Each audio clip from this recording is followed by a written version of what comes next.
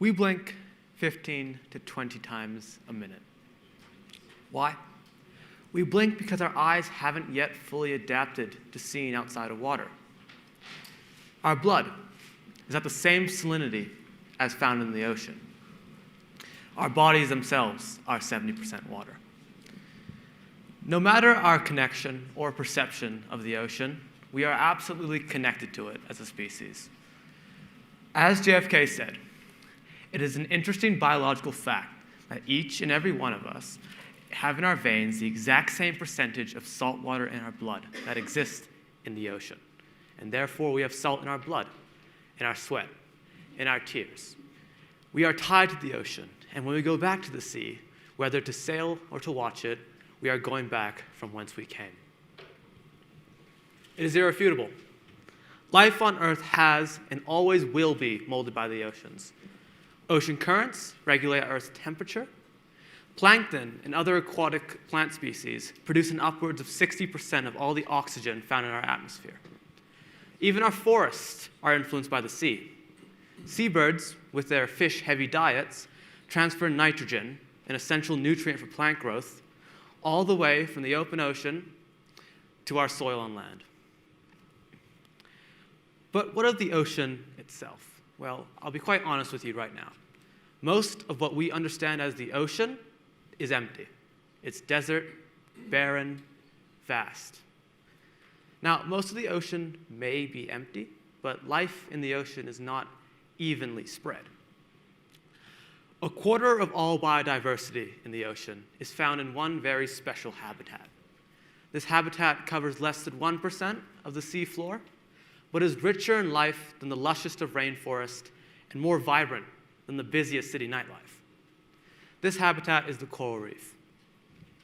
The coral reef was the place of my early education, my childhood playground, my artistic muse. I've only been on this planet for 14 years, but each and every single one of those years has been defined by the oceans and coral reefs. So let's talk about those last 14 years. Who am I? I'm Cruz Erdmann. I was born in Bali, Indonesia. I'm an underwater photographer living in New Zealand. And last year in 2019, I was awarded the title of Young Wildlife Photographer of the Year by the Natural History Museum in Britain. I love being underwater. For my 10th birthday, my parents gifted me with the dive certification course, but I've been diving for much longer than that. This is actually a video of my first dive ever, when I was only about 7 years old.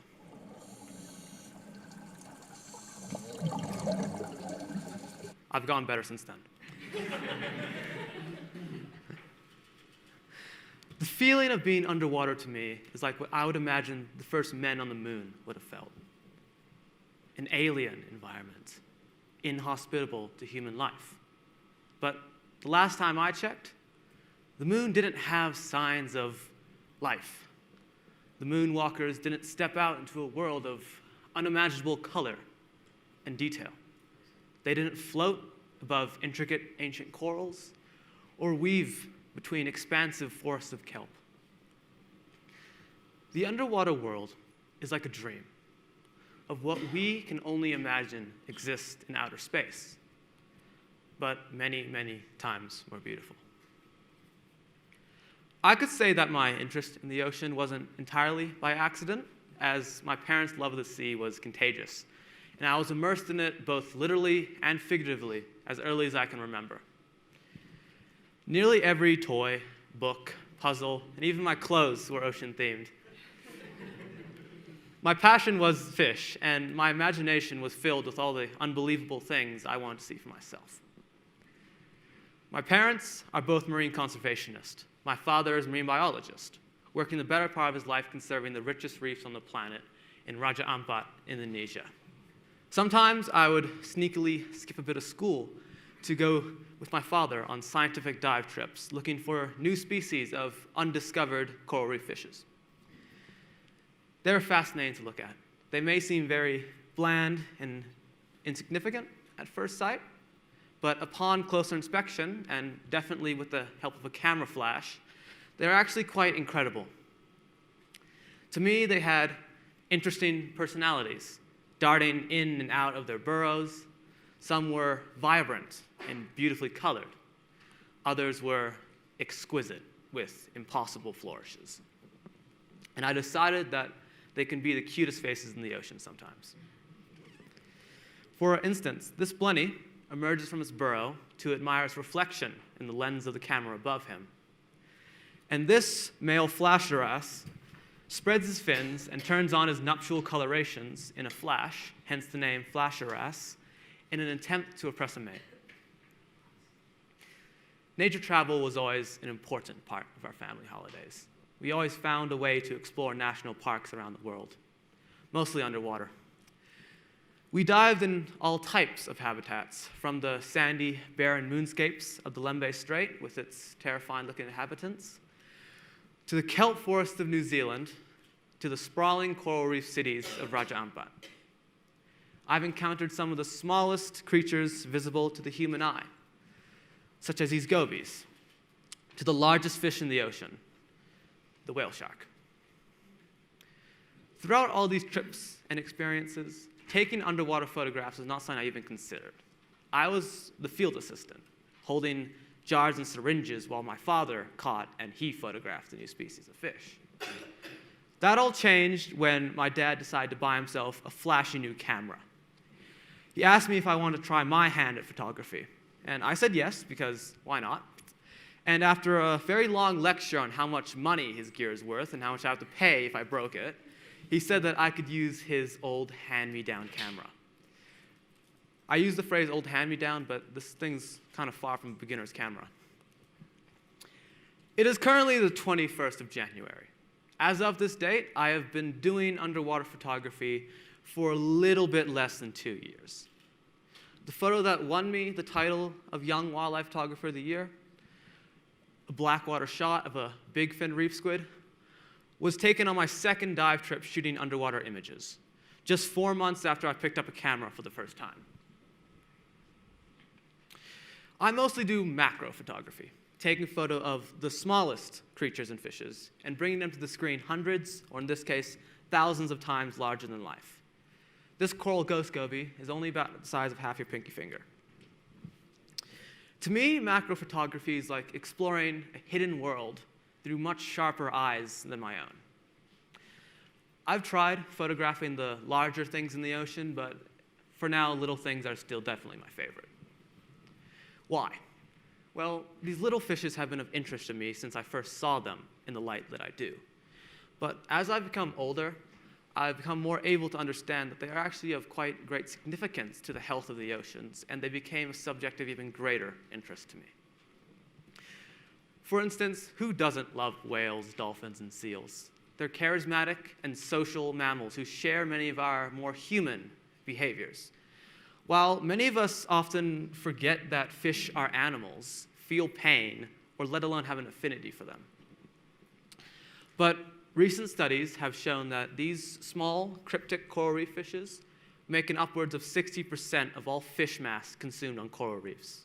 Without them, the coral reef ecosystem would crumble and starve. They are quite literally the rice of the reef, the staple base food keeping coral reef ecosystems going. And growing up in Indonesia, I've seen the effect of coral reefs on local communities. Some experience great fortune, others struggle. Why? Well, because these people rely on the ocean like it's the air they breathe. The ocean provides a constant source of food where the crops simply can't grow. They provide money and livelihood to regions with no other known natural resources.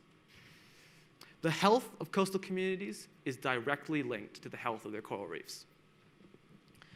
The services provided by coral reefs, including in food, tourism, and coastal protection, are valued at around $375 billion a year. But the health of coral reefs doesn't just affect the communities living near them. They have a much bigger connection to the overall health of the ocean everywhere. Coral reefs are fish factories. Coral reefs produce such a large amount of fish mass, it actually overspills into the surrounding ecosystems, providing a large link in the food chain that spans to the open ocean, to large fishes like tuna and other sought-after eating fishes by both rich and poor alike. 3.5 billion people, nearly half the entire world population, looks to the ocean for food. Who here eats seafood? I'll tell you right now, you're not alone. Me and just a few billion other people also have seafood as a part of our diet. Our dependence on the ocean is huge. But as our economies grow, our reliance on the sea only grows with it. But we have become more disconnected with nature. We are no longer looking for our own food. We buy what we need off the shelf of a shop. The understanding of where the fish on our plates comes from becomes more and more distant to the point where the thought completely disappears. We live our daily lives without realizing the consequences of our actions, our choices, and the effect it has on the ocean and our surrounding environment. And it's quite easy for many of us to say, yes, coral reefs in the ocean are pretty and important, but ultimately their degradation caused by overfishing, pollution, and habitat destruction is just another sad story on a Facebook feed, rather than a serious issue with real consequences that affects every single one of us, no matter how far from the ocean we live. And it's hard to. As humans, we generally always find it easier to make emotional connections with animals that resemble us, mammals, rather than seemingly alien beings like fish. For underwater photographers, I feel as it is up to us to bridge this gap between us and the ocean through the power of visual imagery. I want to personify the underwater world by giving its inhabitants a face, giving them expression, giving them a voice to say, I am unique, I am important, and I am more than you think. I want to show creatures and environments that look straight out of science fiction. I want to use images to untangle the complexity of the reef. Does anyone see the seahorse in this photo? I want to captivate people's attention and focus it on a world that they have never seen before. And ultimately, allow us to better understand our dependence on the ocean, while still having a connection of familiarity. I believe that only when we bridge this gap between us and the ocean can we truly understand our dependence on it. Break the surface, don't come back. Descend further into the eerie black. Reveal the secret too well kept. Dive into these ocean depths. Thank you.